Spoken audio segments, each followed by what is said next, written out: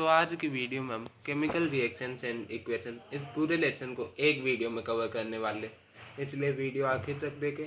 तो सबसे पहले केमिकल रिएक्शन हम कैसे पता करेंगे कि कोई केमिकल रिएक्शन हुई है या नहीं। तो केमिकल रिएक्शन होती क्या है, मान लीजिए पानी है, हमने पानी को फ्रीज कर दिया तो वो बर्फ़ बन गया, फिर बाद में बर्फ़ को वापस से हीट देंगे तो वो वापस पानी बन जाएगा। तो ये केमिकल रिएक्शन नहीं है। ऐसे ही मान लीजिए हमने किसी पेड़ है उसे काट दिया तो फिर बाद में ये भी केमिकल रिएक्शन नहीं है। केमिकल रिएक्शन वो होती है बेसिकली जिसमें उसके पहले वाले स्टेट में जाना सके, लेकिन मान लीजिए अब हमने पेड़ को काट दिया तो हम उसे वापस तो जोड़ नहीं सकते। तो क्या ये केमिकल रिएक्शन होएगा? तो इसका जवाब है नहीं, बिल्कुल भी नहीं। क्योंकि हमने पेड़ को तो काट दिया लेकिन उसके तने की जो प्रॉपर्टीज है वो पेड़ वाली ही रहेंगी, इसलिए केमिकल रिएक्शन में प्रॉपर्टीज में चेंज आता है सब्सटेंस की में, जैसे कि उसका कलर चेंज हो जाता है और गैस भी वो। ये ज़रूरी नहीं है हर केमिकल रिएक्शन में ये तीनों, किसी में एक भी होता है और किसी में इनमें से एक भी नहीं होता। लेकिन basically generally most of the chemical reactions in तीनों में से कोई भी एक करेक्टरिस्टिक दिखाती है, उन्हें केमिकल रिएक्शन कहते हैं। जैसे कि हमने दूध को फाड़ दिया तो वो दही बन जाएगा, और दही का स्वाद होता है खट्टा, दूध का मीठा, इसलिए ये केमिकल रिएक्शन हो गई क्योंकि उसकी प्रॉपर्टी जो कि एक टेस्ट है उसमें चेंज आया। अब केमिकल इक्वेशन क्या होती है, मान लीजिए एक केमिकल रिएक्शन है कि हमने एक मैग्नीशियम की एक रिबन सी काटी है, उसे हमने जला दिया तो उसकी राख बन जाएगी और धुआं उड़ जाएगा।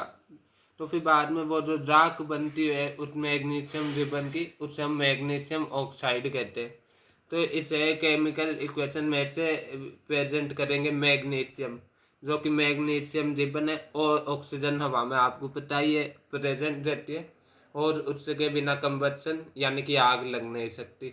तो फिर बाद में magnesium plus oxygen magnesium oxide बन जाता है। अब इसमें लेफ्ट हैंड साइड में यानी कि जो रिएक्ट करने से पहले उन्हें हम कहते हैं रिएक्टेंट्स, और जो रिएक्ट करके प्रोडक्ट बनाते हैं यानी कि मैग्नीशियम ऑक्साइड जो कि वो राख थी उसे हम प्रोडक्ट कहते हैं।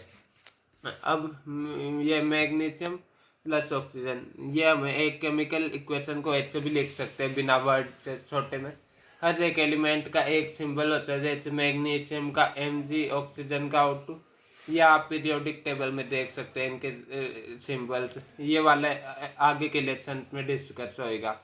तो फिर बाद में आपको इनमें से कई कई के वो सिंबल याद भी रखने होंगे, जैसे कि मैग्नीशियम का Mg, ऑक्सीजन का O2, और ये मैग्नीशियम ऑक्साइड बन गया तो Mg और O। अब ये अनबैलेंस्ड कैसे, जैसे कि यहाँ पे मैग्नीशियम का एक एटम था लेकिन इस साइड में मैग्नीशियम का तो एक ही एटम है, लेकिन यहाँ पे ऑक्सीजन के दो एटम, लेकिन यहाँ पे ऑक्सीजन का एक ही एटम है। तो ये अनबैलेंस्ड इक्वेशन है, यानी कि ऐसी इक्वेशन एक्चुअली में एग्जिस्ट नहीं करती, ये हमने बस रिप्रेजेंट करने के लिए लिखा हुआ है। क्योंकि law of conservation of mass के अकॉर्डिंग मास को ना तो बनाया जा सकता है ना ही डिस्ट्रॉय किया जा सकता है, लेकिन अगर हम इस केमिकल रिएक्शन को फॉलो करेंगे तो इसके अकॉर्डिंग तो एक ऑक्सीजन का मास डिस्ट्रॉय हो गया, इसलिए ये अनबैलेंस्ड है यानी कि इसमें बैलेंस नहीं है। इसलिए हम जनरली केमिकल इक्वेशंस को बैलेंस करके ही लिखते हैं। अब इनके अंदर कुछ दो तीन एक्टिविटीज भी है, उनके लिए हम अलग से वीडियो बना देंगे। इसमें हम बेसिक थ्योरी और वो ही डिस्कस करेंगे।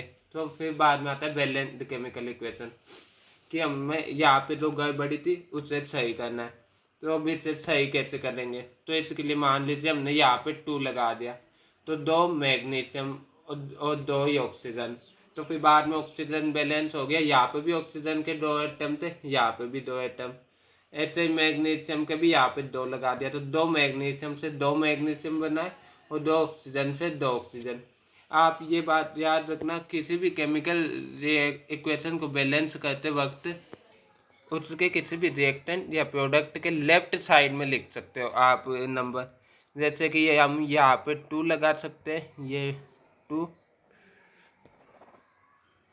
यहाँ पे 2 लगा सकते हो, और यहाँ पे आप राइट साइड में यहाँ पे कोई भी नंबर नहीं लिख सकते, 2 3 4 5 इस साइड में नहीं लिख सकते, इसलिए एनसीईआरटी में इसका मेथड भी है बैलेंस्ड केमिकल इक्वेशन के स्टेप्स, वो आप चाहे तो याद कर लीजिए, क्योंकि एग्ज़ाम में आपको सीधा ही बैलेंस करना होगा। अब बैलेंसिंग में क्या करना होता है, तो सबसे पहले एनसीईआरटी वाला तरीका देख लेते। सबसे पहले आपको इन ये जितने भी ये है इन्हें डिब्बे में बंद कर दो। अब इन्हें डिब्बे में बंद करने के बाद में ये देखो कि किसके कितने एटम्स है। जैसे कि मैग्नीशियम का रिएक्टेंट में एक है, ऑक्सीजन के दो है, और मैग्नीशियम ऑक्साइड में मैग्नीशियम का एक, ऑक्सीजन का एक, यानी कि ऑक्सीजन का एक एटम कम पड़ेगा। इसलिए ऑक्सीजन का हम यहाँ पे 2 करेंगे तो इसे 2 से मल्टीप्लाई करना पड़ेगा। इसे 2 से मल्टीप्लाई करेंगे तो यहाँ पे ऑक्सीजन के 2 हो गए, लेकिन मैग्नीशियम का एक कम पड़ेगा, इसलिए मैग्नीशियम के को 2 से मल्टीप्लाई कर दिया।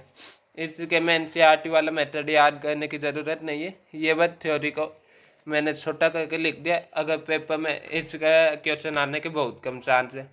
बैलेंस करने के लिए आएगा, लेकिन स्टेप्स कभी भी नहीं पूछा है, बहुत हार्ड चांस है कि पूछ सके, और पूछेगा भी तो 1 नंबर का, इसलिए छोटा सा 1 या 2 नंबर का आने का बहुत कम चांस है, इसलिए इसे एक बार पढ़ लेना, लेकिन चांस बहुत कम है कि ये स्टेप्स पूछे। आपको जनरली ये डायरेक्ट याद रखना होगा कि कैसे बैलेंस करते, कि लेफ्ट साइड के और राइट साइड के दोनों तरफ के एटम्स बराबर होने चाहिए। अब बात है बैलेंस्ड केमिकल इक्वेशन, जैसे कि ये वाली केमिकल इक्वेशन बैलेंस्ड है, या अब आप कैसे चेक करेंगे कोई केमिकल इक्वेशन बैलेंस्ड है। इस तो हम ये देखेंगे एलएचएस, यानी कि इस साइड और इस साइड दोनों तरफ के एलिमेंट्स इक्वल होने चाहिए। यहाँ पे जिंक का एक एटम, यहाँ पे भी एक, यहाँ पे सल्फर एक, यहाँ पे भी, ऑक्सीजन 4 हाइड्रोजन 2 यानी कि ये बैलेंस्ड है। अब अगला आता है ये यहाँ पे टाइप्स ऑफ केमिकल रिएक्शन। इसके अंदर ये वाली रिएक्शन भी, ये कुछ रिएक्शन है जिन्हें आप याद रख लीजिए, क्योंकि ये इम्पोर्टेंट है। कई रिएक्शन में हम उनके स्टेट को भी शो करते हैं, जैसे कि 2 carbon solid plus oxygen gas बन गया ये CO2। अब ये कौन सी रिएक्शन है, ये कोल की बर्निंग की रिएक्शन, यानी कि हम कोयले को जब जलाते हैं तो वो कार्बन डाइऑक्साइड बना देता है सफिशेंट ऑक्सीजन में। ऑक्सीजन कम होएगी तो ये कार्बन डाइऑक्साइड के साथ में कार्बन मोनोऑक्साइड CO भी बना देगा, जो कि इन्वायरमेंट के लिए हार्मफुल होती है। अब इसके अंदर ये वाली जो इक्वेशन है ये फोटोसिंथेसिस की इक्वेशन है, या आपके आगे 6 या 7 किसी लेसन में भी आएगी ये, तो उस लेसन में ये अलग से याद हो जाएगी, लेकिन ये इक्वेशन इम्पोर्टेंट है। अब टाइप्स ऑफ केमिकल रिएक्शन, सबसे पहले आती है कॉम्बिनेशन रिएक्शन। मान लीजिए जब 2 या 2 से अधिक रिएक्टेंट मिलके सिंगल प्रोडक्ट बनाए तो उसे कॉम्बिनेशन रिएक्शन कहते हैं। अब रिएक्टेंट कौन से होते हैं, लेफ्ट हैंड साइड वाले रिएक्टेंट, राइट हैंड साइड वाले प्रोडक्ट, ये ज़रूरी नहीं है। जिस साइड में एरो का मुंह हो, जैसे कि ये एरो ने जिस साइड में पॉइंट कर रखा है वो तो वो होंगे प्रोडक्ट, और जिस साइड से एरो का ये पिछला हिस्सा है वो होंगे रिएक्टेंट। तो ये होता है इसका तरीका, लेकिन जनरली हम 99.99% नहीं, लगभग में लेफ्ट हैंड साइड में रिएक्टेंट और राइट हैंड साइड में प्रोडक्ट लिखते हैं। फिर बाद में आगे ये एक रिएक्शन इम्पोर्टेंट है, calcium oxide plus water, H2O water का फॉर्मूला है, ये बन जाता है कैल्शियम हाइड्रोक्साइड, जो कि सिलेक्ट लाइम होता है, और इसका इस्तेमाल हम दीवारों को धोने के लिए भी करते हैं। धोने से यहाँ का मतलब है सफ़ेद पेंट सा, जिसे हम पुट्टी भी बोलते हैं, ये पुट्टी का रिएक्शन है जो कि हम दीवारों पे करते हैं। फिर बाद में ये बनी हुई पुट्टी ये वाली रिएक्शन करती है, यानी कि कैल्शियम हाइड्रोक्साइड इन्वायरमेंट में प्रेजेंट कार्बन डाइऑक्साइड के साथ में, जैसे कि इन्वायरमेंट में कार्बन डाइऑक्साइड, ऑक्सीजन और नाइट्रोजन नेचुरली प्रेजेंट रहती है, उसके साथ में रिएक्शन करके ये सूखा हुआ चूना बना देता है और पानी को वो रिलीज कर देता है। ये H2O लिक्विड नहीं, गैस है, पानी रिलीज कर देगा और सूखा हुआ चूना बना देगा। जैसे कि पहले हम पुट्टी करते हैं तो वो गीली रहती है, बाद में वो रिएक्ट करके सूखा हुआ बन जाता है। फिर बाद में अगली आती है डिकम्पोजिशन रिएक्शन। तो ये कॉम्बिनेशन रिएक्शन का एग्जैक्ट ऑपोजिट है। कॉम्बिनेशन रिएक्शन में दो या दो से ज़्यादा रिएक्टेंट बन के सिंगल प्रोडक्ट बना देते। डिकम्पोजिशन रिएक्शन में एक सिंगल रिएक्टेंट टूटेगा और दो से ज़्यादा प्रोडक्ट बनाएगा। जैसे कि ये आपको रिएक्शन दे रखी है, इसमें जो भी रिएक्शन लिख रखी है वो सब याद कर लेना क्योंकि ये इम्पोर्टेंट है।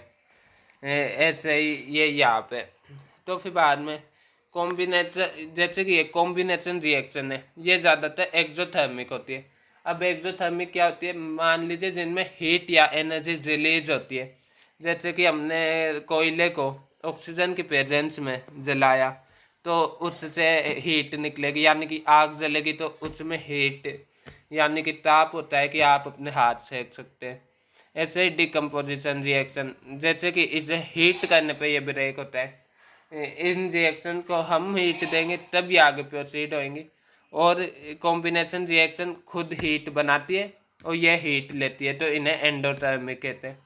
यानी कि जो रिएक्शन आगे बढ़ने के लिए एनर्जी ले वो एंडोथर्मिक, और जो रिएक्शन आगे बढ़ने पे एनर्जी दे वो एक्सोथर्मिक। 90 लगभग जनरली कॉम्बिनेशन रिएक्शन एक्सोथर्मिक होती है और डिकम्पोजिशन एंडोथर्मिक। जैसे कि फॉर एग्जांपल ये हमारे पास में सिल्वर क्लोराइड, इसको हम धूप में रख दें तो ये हमें सिल्वर दे देगा और क्लोरीन गैस बन के उड़ जाएगा और इसका कलर ग्रे होगा। और ऐसे सिल्वर ब्रोमाइड भी ऐसी रिएक्शन दिखाएगा। तो फिर बाद में इसके अंदर ये दोनों रिएक्शन का इस्तेमाल हम ब्लैक एंड वाइट फोटोग्राफी में भी करते हैं। यानी कि वो ब्लैक एंड वाइट फोटो होती है, उन्हें खींचने के लिए भी इस रिएक्शन का इस्तेमाल किया जाता है।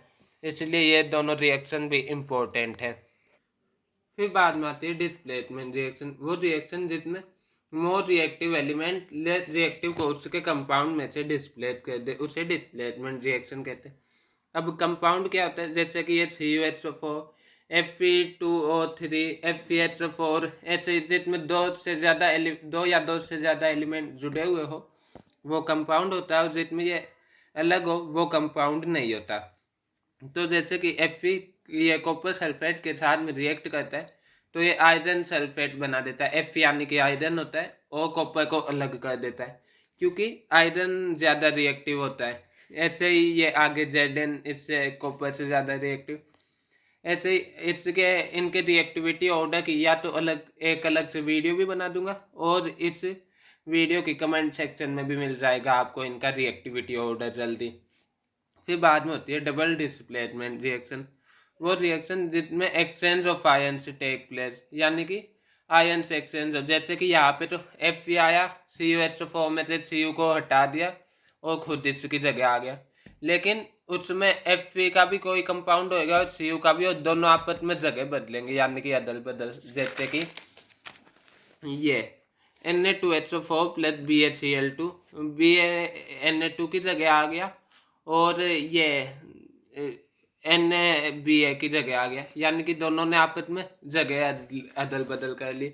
क्योंकि इसका कारण वो आपको आगे की क्लासों में पता चलेगा, क्योंकि एक एलिमेंट के इलेक्ट्रॉन लेने की टेंडेंसी है और एक की देने की, Na की इलेक्ट्रॉन देने की है और इसकी लेने की, इसलिए ये अदल बदल कर लेते। ये आपको आगे की क्लासों में पता चलेगा कि इलेक्ट्रॉन क्या होते हो, बाकी का वो इलेक्ट्रॉन अभी तक आपके ज़्यादा आए नहीं होंगे। फिर बाद में आती है ऑक्सीडेशन रिएक्शन और रिडक्शन रिएक्शन।